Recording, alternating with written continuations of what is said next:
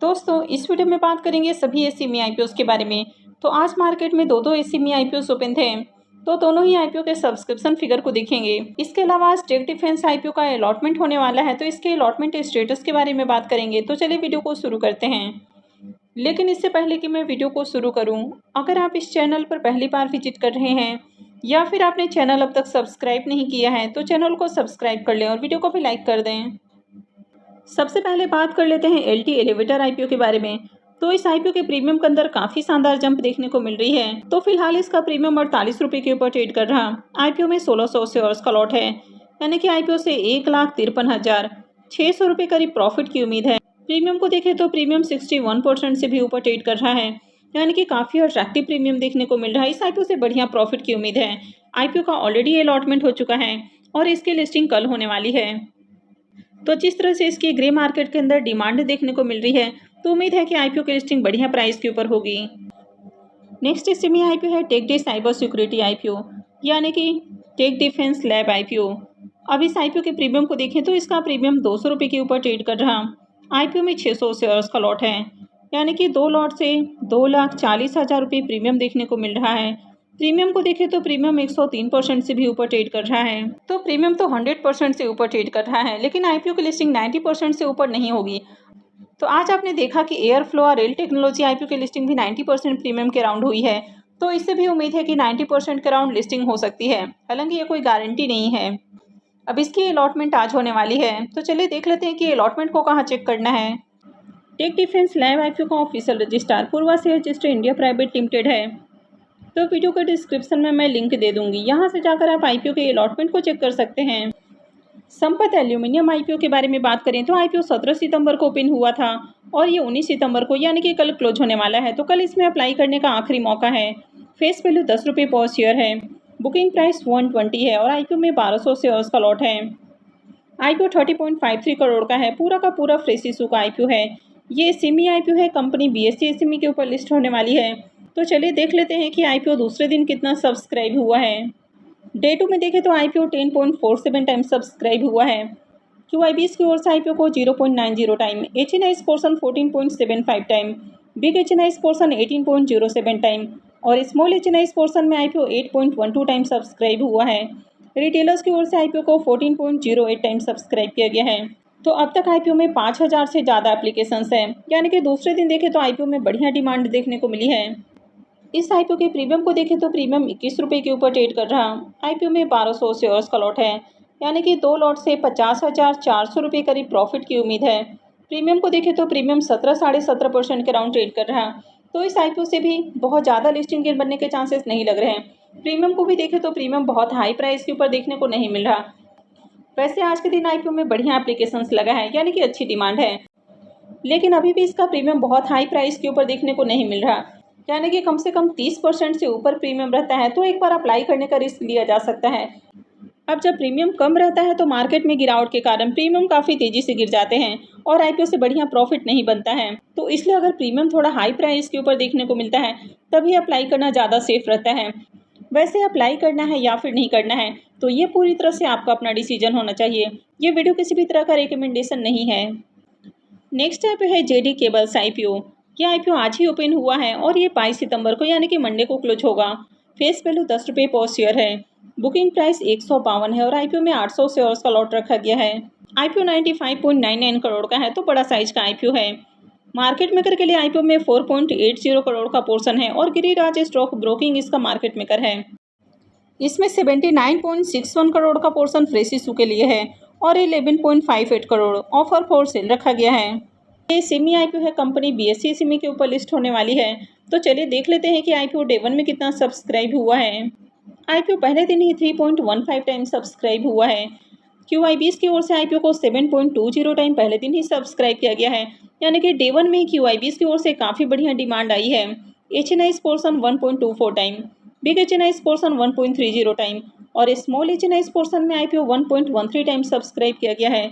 Retailers की ओर से IPO को 1.68 टाइम सब्सक्राइब किया गया है। तो पहले दिन आईपीओ में 2425 एप्लीकेशंस लगा है, यानी कि डे 1 में ही देखें तो अच्छी डिमांड है। और सबसे बड़ी बात है कि पहले दिन ही क्यूआईबीएस की ओर से काफ़ी शानदार डिमांड है। कंपनी के बिजनेस के बारे में बात करें तो कंपनी को काम करते हुए करीब 10 साल होने वाले हैं। कंपनी हाई क्वालिटी केबल्स और कंडक्टर्स बनाती है जो कि पावर ट्रांसमिशन और डिस्ट्रीब्यूशन सेक्टर्स में यूज किए जाते हैं।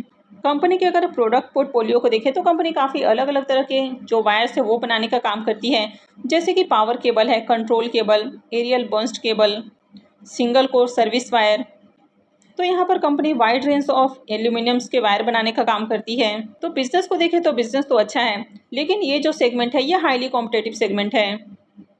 कंपनी के फाइनेंशियल को देखें तो कंपनी ने 3 सालों का फाइनेंशियल पेश किया है। एसेट को देखें तो कंपनी का asset year on year increase हुआ है। इनकम को भी देखें तो कंपनी साल दर साल काफ़ी बढ़िया इनकम भी जनरेट कर रही है।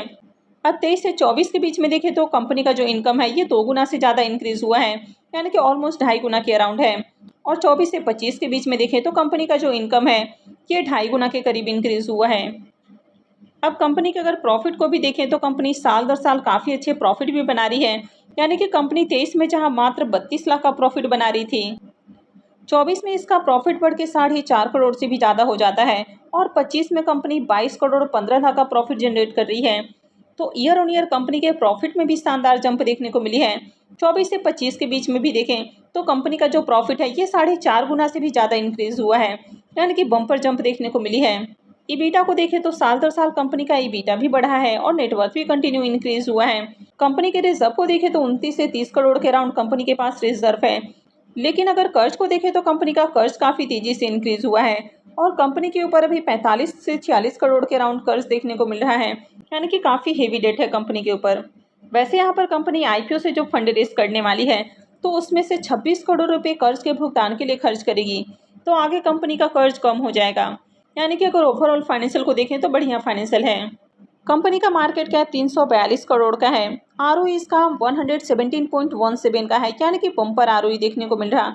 आरओसी 43.64% है, तो ये भी काफ़ी शानदार है। डेट टू इक्विटी रेशियो 1.53 का है, लेकिन आगे ये कम हो जाएगा। रिटर्न ऑन नेट वर्थ इसका 73.89% है, तो ये भी शानदार है। पैट मार्जिन 8.84% है, तो पैट मार्जिन भी ठीक ठाक है। ईबीटा मार्जिन 13.62% और प्राइस टू बुक वैल्यू 8.39 का है। लेकिन यहाँ पर अगर कंपनी के पी मल्टीपल को देखें तो पी मल्टीपल 11.66 का है, यानी कि कंपनी रीजनेबल प्राइस के अराउंड आईपीओ लेकर आती हुई देखने को मिल रही है। यानी कि मार्केट में इसकी जो लिस्टेड पेयर कंपनी है अगर उनसे कंपेयर करें तो कंपनी सस्ते प्राइस के ऊपर आईपीओ लेकर आई है, तो ये इसमें एक बड़ा पॉजिटिव हो जाता है। अब इस आईपीओ के अगर एंकर लिस्ट को देखें तो आईपीओ के एंकर लिस्ट में भर भर कर एंकर इन्वेस्टर्स आते हुए देखने को मिले हैं, यानी कि काफ़ी सारे एंकर इन्वेस्टर्स आए हैं। इसमें मेरू इन्वेस्टमेंट का नाम देखने को मिल रहा है, छत्तीसगढ़ इन्वेस्टमेंट है, एचडीएफसी बैंक का भी नाम देखने को मिल रहा है। इसके अलावा इसमें राजस्थान ग्लोबल का नाम देखने को मिल रहा है। यानी कि अगर total number of anchor investors को देखें तो टोटल यहाँ पर 20 एंकर इन्वेस्टर्स आए हैं। अब 95 से 96 करोड़ का आईपीओ है, यानी कि 95.99 करोड़ का आईपीओ है और इसमें 20 एंकर इन्वेस्टर्स आए हैं, यानी कि शानदार एंकर लिस्ट देखने को मिली है। यानी कि जो बड़े इन्वेस्टर्स हैं आईपीओ को लेकर काफ़ी इंटरेस्टेड हैं और आपने देखा भी कि डे 1 में QIBs की ओर से कितना अच्छा एप्लीकेशंस लगा है। अब इसके प्रीमियम को देखें तो इसका प्रीमियम 40 रुपये के ऊपर ट्रेड कर रहा। आईपीओ में 800 शेयर्स का लॉट है, यानी कि 2 लॉट से 64,000 रुपये करीब प्रॉफिट की उम्मीद है। प्रीमियम को देखें तो प्रीमियम 26% के ऊपर देखने को मिल रहा।